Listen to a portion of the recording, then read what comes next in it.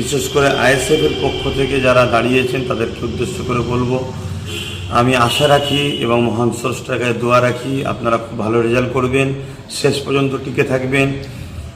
তথাকথিত কিছু মিডিয়ার খবর দেখে যেন নিজেদের মধ্যে মতনৈক্য তৈরি করবেন না, বেরিয়ে চলে আসবেন না, শেষ পর্যন্ত থাকবেন। কেন চারিদিকে কান পাতলে যেটা দেখা যাচ্ছে, 15 বছর মানুষ ভোট দিতে পারেনি, ভোট দিতে পেরেছে। এবং নওশাদ সিদ্দিকী যে মানুষের জন্য, দেশের জন্য এবং সংবিধানকে সামনে রেখে যে কাজ করছে, তাতে সর্বশ্রেণী সর্বধর্মের মানুষ নওশাদের উপর একত্র হয়েছে। তাই ব্যাপকভাবে যে ভোটটা পড়েছে, কোনো জায়গায় 92, 95, 98% তাতে আশা রাখা যাচ্ছে এবং কান পাতলেও শোনা যাচ্ছে যে আইএসএফ যে জায়গায় দিয়েছে খুব ভালো রেজাল্ট করতে চলেছে। তাই আপনারা শেষ পর্যন্ত থাকবেন। এটা বিশেষ বার্তা প্রতিটা বাংলা ভাষাভাষী মানুষ, বিশেষ করে পশ্চিম বাংলার মানুষের উদ্দেশ্য করে। আমরা নিশ্চয়ই জানি আগামীকাল 4 মে 2026 পশ্চিমবাংলা বিধানসভার ফল প্রকাশ হতে চলেছে। কে জিতবে কে হারবে সবটাই মানুষ যার পক্ষে বেশি রায় দেবে সে জিতবে। তবে আমি মনে করি রাজনীতি এটা একটা উৎসব। যেভাবে ভোট প্রক্রিয়া হলো, নির্বাচন কমিশনার করা হাতে যেভাবে ভোটকে নিয়েছে, কোনো রকম অশান্তি সেভাবে শোনা যায় না তুলনামূলক। কিন্তু কয়েকদিন ধরে যেখানে স্ট্রং রুম আছে সেখানে যেভাবে ক্যামেরা অনেক সময় বন্ধ থাকছে আর থাকছে, এটা একটা প্রশ্নচিহ্ন যেমন রয়ে যাচ্ছে। পাশাপাশি আগামীকাল রেজাল্ট যেদিকেই যাক, আমরা মনে করি আমরা সবাই বাঙালি, আমরা পশ্চিমবাংলার মানুষ। দেশ মানুষকে অধিকার দিয়েছে, তুমি তোমার পছন্দের ক্যান্ডিডেট এবং পছন্দের দলকে তুমি পছন্দ করবে, সাপোর্ট করে ভোট দেবে। এটা ভারতবর্ষের একটা সৌন্দর্য। এই সৌন্দর্যতে যে যাকে পছন্দ হয়েছে ভোট দিয়েছে, এটাকে নিয়ে যেন কোনো রকম হিংসা আনা হয়। বিশেষ করে আইএসএফের পক্ষ থেকে যারা দাঁড়িয়েছেন তাদেরকে উদ্দেশ্য করে বলবো, আমি আশা রাখি এবং মহান স্রষ্টার কাছে দোয়া রাখি আপনারা খুব ভালো রেজাল্ট করবেন, শেষ পর্যন্ত টিকে থাকবেন।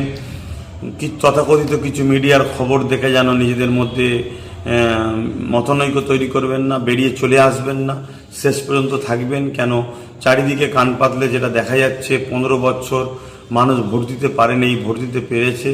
এবং নওশাদ সিদ্দিকী যে মানুষের জন্য, দেশের জন্য এবং সংবিধানকে সামনে রেখে যে কাজ করছে, তাতে সর্বশ্রেণী সর্বধর্মের মানুষ নওশাদের উপর একত্র হয়েছে।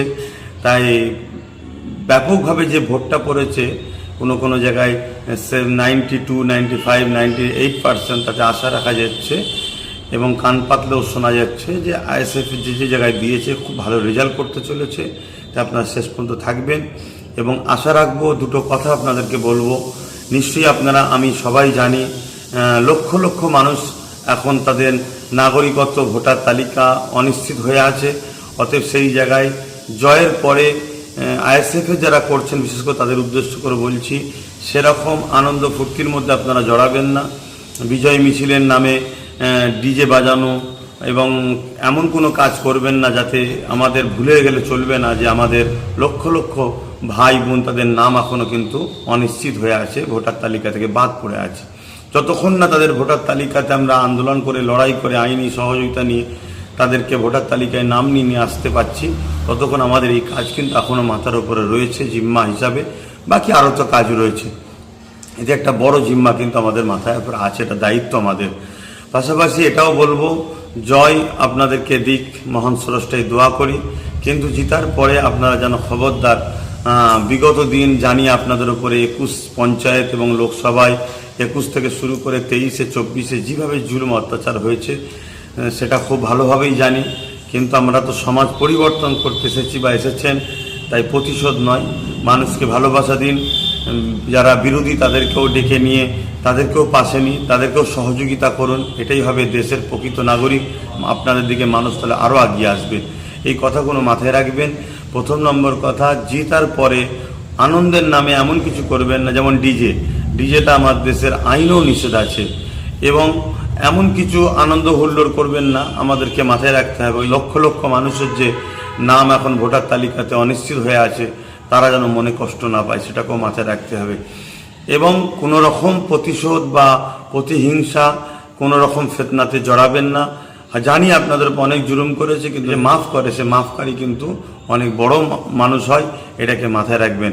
আশা রাখছি আপনাদের জয় কামনা করছি মহান স্রষ্টার কাছে, বিশেষ করে আইএসএ যেসব জায়গায় দিয়েছে তাদের আল্লাহ যেন জিতায়, মহান স্রষ্টা অনেক ভালো রেজাল্ট করায় এই দোয়া করছি।